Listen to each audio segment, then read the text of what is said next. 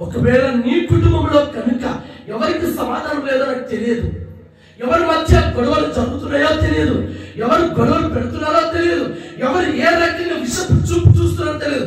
యేసుక్రీస్తు నామములో అన్ని తొలగిపోవుగాక.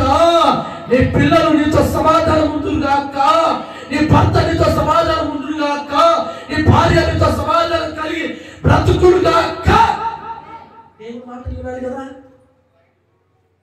దేవుడి మాటలు వినాలి కదా.